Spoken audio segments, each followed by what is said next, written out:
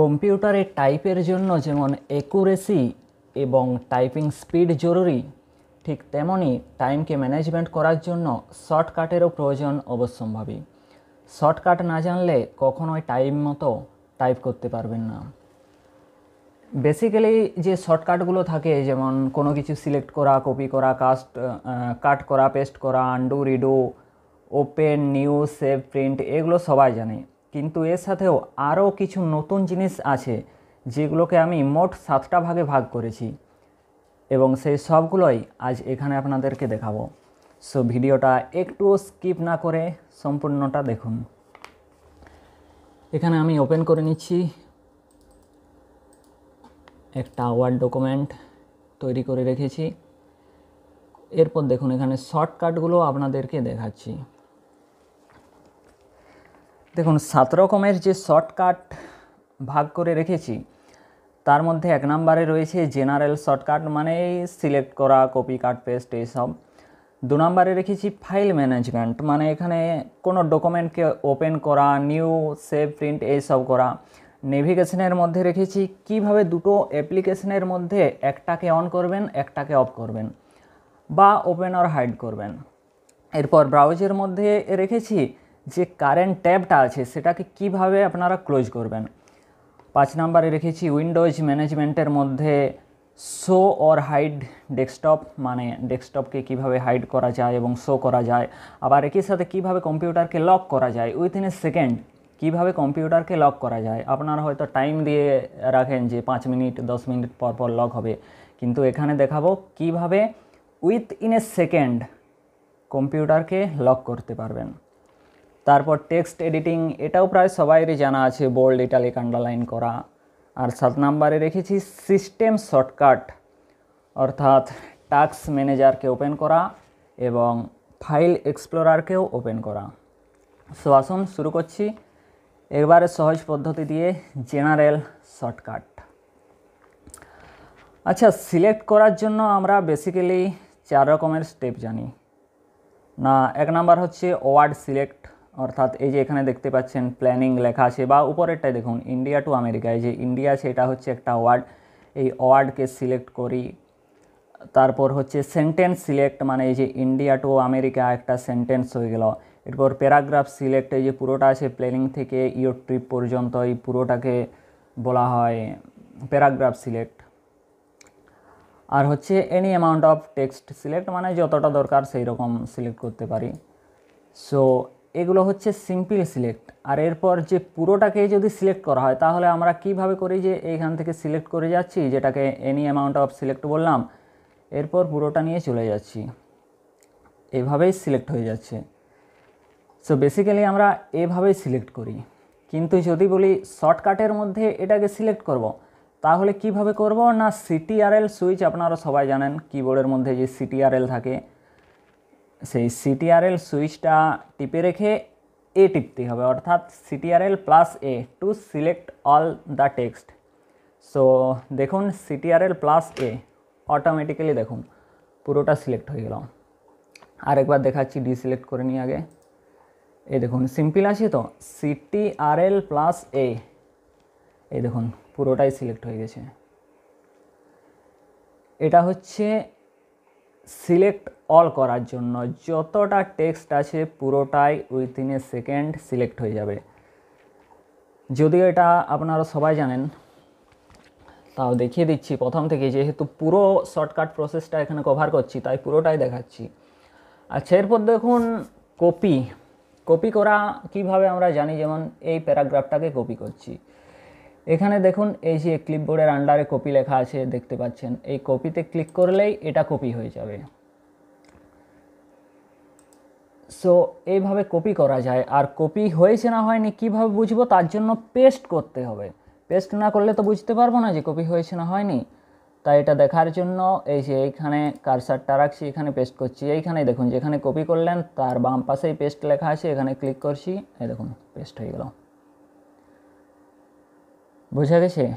দেখে নিন উপরেরটার সাথে ম্যাচ করছে কিনা। সবার প্রথমে যে প্যারাগ্রাফটা ছিল, এই যে প্ল্যানিং আর tour from India to America, এখান থেকে শুরু করে প্ল্যান ইউর ট্রিপ, নিচে দেখুন এই যে এখানে প্ল্যানিং আর tour from India to America থেকে এই যে লাস্টে দেখুন প্ল্যান ইওর ট্রিপ। এটা হচ্ছে কপি করা, কিন্তু শর্টকাটে এটাকে কিভাবে কপি করে না CTRL+C টিপলেই কপি হয়ে যায়। দেখুন এখন এটাকে কপি করে দেখাচ্ছি। এখন কিন্তু আর এইখানে এই কপিতে যাচ্ছি না, এখন ডাইরেক্ট কিবোর্ডের সাহায্যে কপি করে দেখাচ্ছি। দেখুন CTRL+C করলাম, এরপর এইখানে দেখুন এইখানে এটাকে পেস্ট করছি। এই যে পেস্টে ক্লিক করছি, এই দেখুন পেস্ট হয়ে গেল।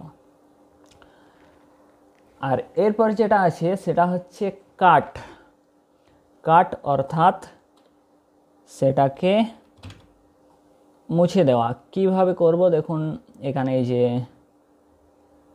ইন্ডিয়া টু আমেরিকা আছে, ইন্ডিয়া টু, এটাকে কাট করে দিচ্ছি। কাট করার জন্য দেখুন এইখানে এই যে কাট আছে, একটা কাঁচির মতো চিহ্ন আছে, এটাকে কাট বলা হয়। কাট করে দিচ্ছি, এই দেখুন কাট হয়ে গেল। সো যদি এটাকে আমি এইভাবে কাট করব না, এটাকে শর্টকাটের মধ্যে কাট করব। শর্টকাটের মধ্যে কাট করার জন্য CTRL+X, ওকে, CTRL+X টিপতে হয়। সো CTRL+X, এই দেখুন কাট হয়ে গেল। এরপর পেস্ট করার জন্য আমরা কিভাবে পেস্ট করছি না, এই যে পেস্টে ক্লিক করলেই পেস্ট হয়ে যাচ্ছে। বা এটাকে যদি শর্টকাটের মধ্যে পেস্ট করতে চান তাহলে CTRL+V, ভি মিনস পেস্ট, ওকে। তাহলে প্রথম থেকে আরেকবার বলে দিই, পুরোটাকে সিলেক্ট করার জন্য CTRL+A টিপতে হচ্ছে for select all the text. CTRL+C হচ্ছে কপি করার জন্য, কোনো টেক্সট বা কোনো কিছুকে কপি করার জন্য CTRL+C। এরপর CTRL+X হচ্ছে কাট করার জন্য, কোনো কিছুকে কাট করার জন্য CTRL+X, ওকে। আর পেস্ট করার জন্য তো বললাম CTRL+V, যেটাকে কাট করছি বা কপি করছি সেটাকেই পেস্ট করে দিচ্ছি CTRL+V।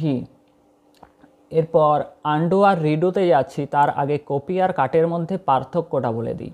দেখুন এই যে প্ল্যান ইওর ট্রিপ আছে না, এখানে শুধুমাত্র ইওর ট্রিপটাকে আমি কপি করছি, CTRL+C।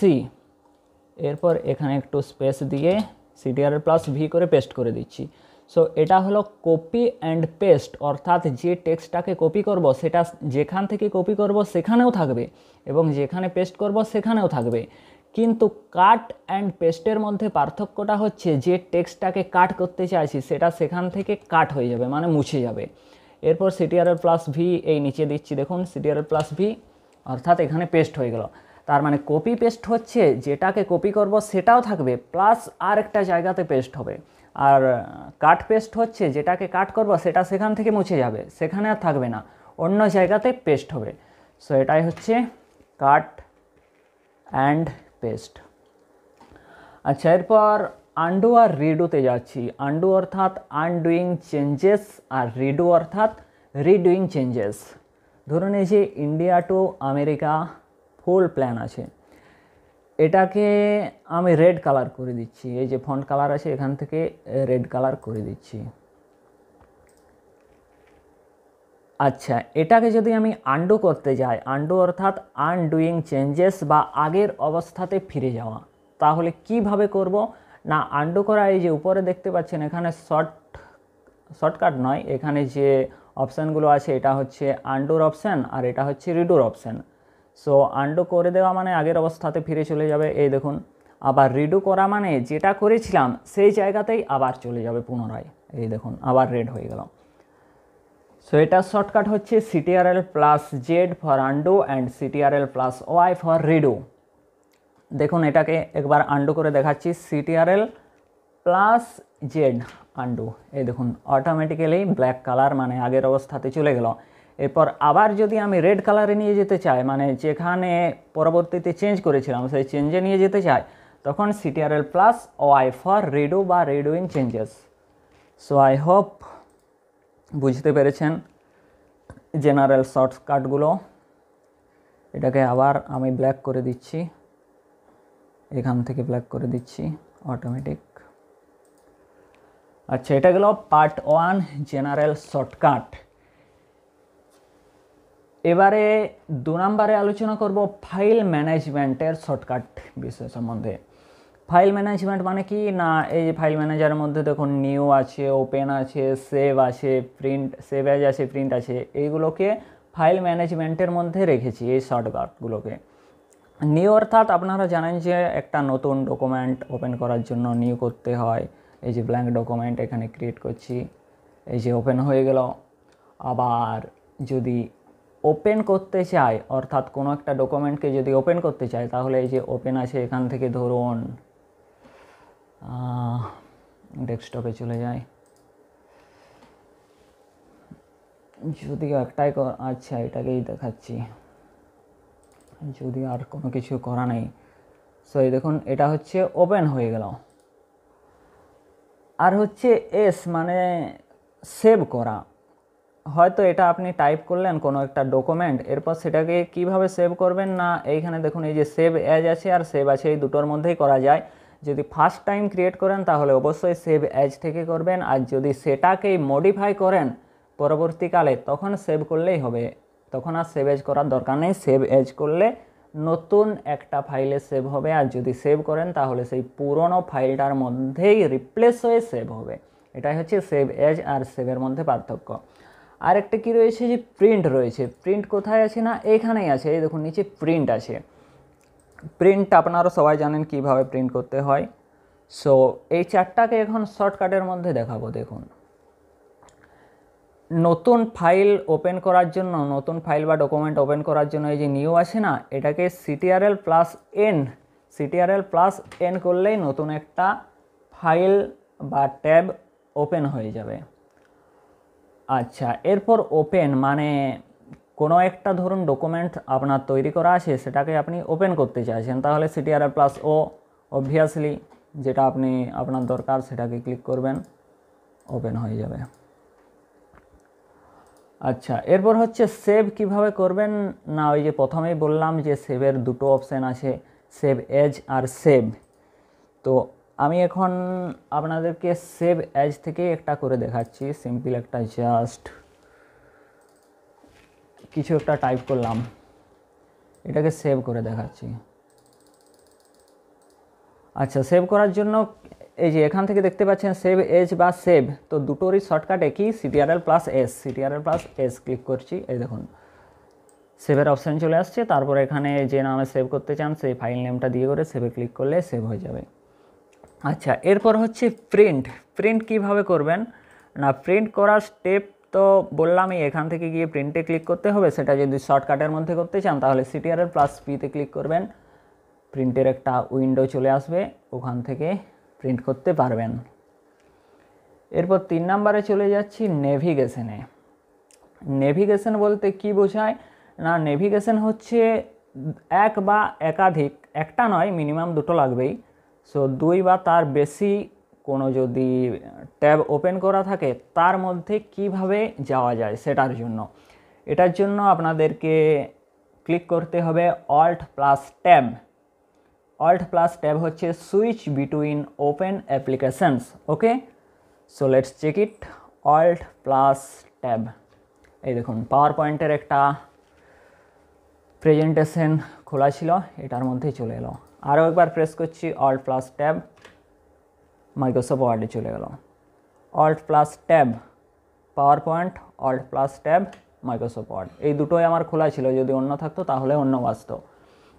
সো এটা গেল নেভিগেশনের মধ্যে।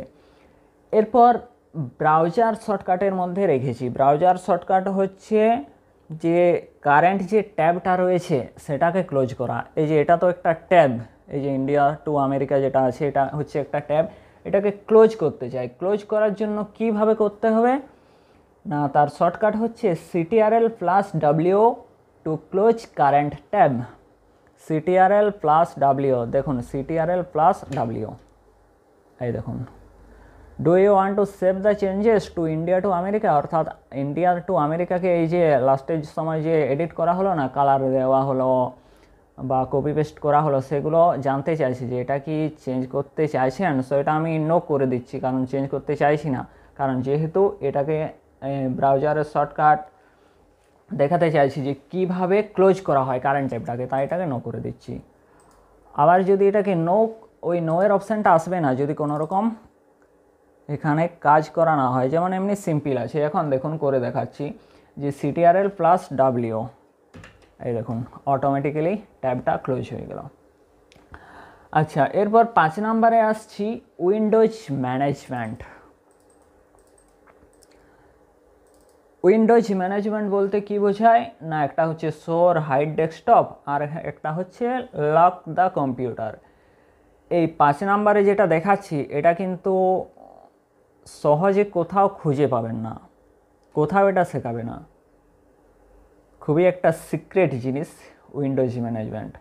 দেখুন, শো ওর হাইড ডেস্কটপ এই রাইট সাইড কর্নারে, মানে কর্নার নয়, বাটনে ক্লিক করলেই এখানে দেখুন এটা হাইড হয়ে যাচ্ছে, আবার ক্লিক করলেই চলে আসবে। এটাকে যদি শর্টকাটের মধ্যে করতে চাই তাহলে কি করতে হবে না, উইন্ডোজ বাটনটাতে ক্লিক করতে হবে +D, Windows +D to show or hide the desktop. Okay, so Windows +D, এই দেখুন হাইড হয়ে গেল। আবার ওটাকে শো করতে চাইছি উইন্ডোজ +D। ওকে, আশা করছি বুঝতে পেরেছেন। এরপর দেখুন লক স্ক্রিন করার জন্য, ধরুন কোনো একটা স্ক্রিন আপনি হয়তো ইউজ করছেন, সেই সময় আপনার কাছে কেউ চলে এলো এবং আপনার পার্সোনাল জিনিস আছে, আপনি সেই মুহূর্তে তাকে সেটা দেখাতে চাইছেন না, তাহলে কি করবেন? হয়তো আপনার লক স্ক্রিন দেওয়া থাকতে পারে 5 মিনিট, 10 মিনিট, 2 মিনিট পর, কিন্তু সেক্ষেত্রে আপনাকে ইমিডিয়েট করতে হবে লক।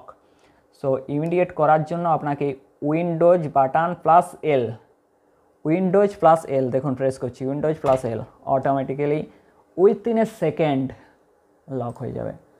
এরপর আপনার যা পাসওয়ার্ড আছে সেটা এখানে দিবেন, আবার খুলে যাবে। আরেকবার দেখিয়ে দিচ্ছি, উইন্ডোজ +L, এই দেখুন লক হয়ে যাচ্ছে স্ক্রিন। এটা খুবই একটা ভাইটাল জিনিস, শিখে রাখা দরকার এই লক স্ক্রিন প্রসেসটা, না হলে পরবর্তীকালে ঝামেলায় পড়ে যেতে পারেন।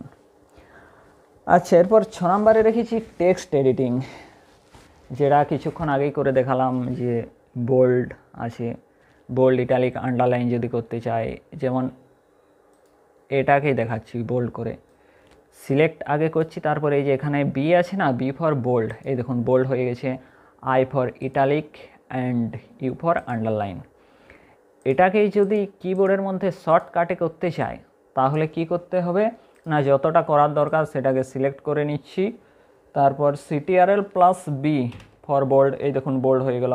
আবার যদি আগের অবস্থায় ফিরে নিয়ে যেতে চাই আরেকবার CTRL+B, তাহলে এই আনবোল্ড মানে আগের অবস্থায় ফিরে যাবে। CTRL+U হচ্ছে ইটালিক, মানে একটু বাঁকা বাঁকা, ইটালিয়ানরা যেরকমভাবে লিখে সেই রকম একটু বাঁকা বাঁকা টাইপের লেখাটা হবে। আর ইউ ফর আন্ডারলাইন, এই যে আন্ডারলাইন দিয়ে দিচ্ছি, তাহলে B for bold, I for italic and U for underline. So এটা গেল টেক্সট এডিটিংয়ের মধ্যে। এরপর 7 নাম্বারে বা লাস্ট নাম্বারে যেটা লিখেছি সেটা হচ্ছে সিস্টেম শর্টকাট। এটাও খুবই ভাইটাল একটা জিনিস। সিস্টেম শর্টকাট হচ্ছে দুটো রেখেছি, একটা হচ্ছে ফাইল এক্সপ্লোরারকে ওপেন করা এবং টাস্ক ম্যানেজারকে ওপেন করা। টাস্ক ম্যানেজারকে ওপেন করার জন্য CTRL+Alt+Delete প্রেস করতে হবে, CTRL+Alt+Delete, এই দেখুন টাস্ক ম্যানেজার ওপেন হয়ে যাচ্ছে। এটা হচ্ছে টাস্ক ম্যানেজার ওপেন করার জন্য CTRL+Alt+Delete। আর 2 নম্বরে রেখেছি যে ফাইল এক্সপ্লোরার কিভাবে ওপেন করবেন শর্টকাটের মধ্যে। ফাইল এক্সপ্লোরার ওপেন করার জন্য উইন্ডোজ বাটনটা প্রেস করে রেখে ই বাটন প্রেস করতে হবে, উইন্ডোজ+E, এই দেখুন ফাইল এক্সপ্লোরার ওপেন হয়ে গিয়েছে। সো এই ছিল আজকের শর্টকাট। পরবর্তীকালে আরও বিভিন্ন রকমের টেক ভিডিও নিয়ে আসবো, কিভাবে টাইপে স্পিড করা যায়, ইভেন চোখ বন্ধ করে না দেখে কিভাবে অ্যাকুরেট টাইপ করবেন সেটা নিয়েও একটা ভিডিও নিয়ে আসবো, এবং 100% গ্যারেন্টি দিয়ে বলতে পারি আপনারাও সেটা অবশ্যই করতে পারবেন। এরকমের ভিডিও পেতে হলে চ্যানেলটা লাইক করে রাখুন, সাবস্ক্রাইব করে রাখুন, ভিডিওটা ভালো লাগলে লাইক, কমেন্ট, শেয়ার করবেন এবং সাবস্ক্রাইব করে পাশে থাকা বেল আইকনটি অবশ্যই প্রেস করে দেবেন। আর অবশ্যই জানাবেন ভিডিওটা কেমন লাগলো। Thank you.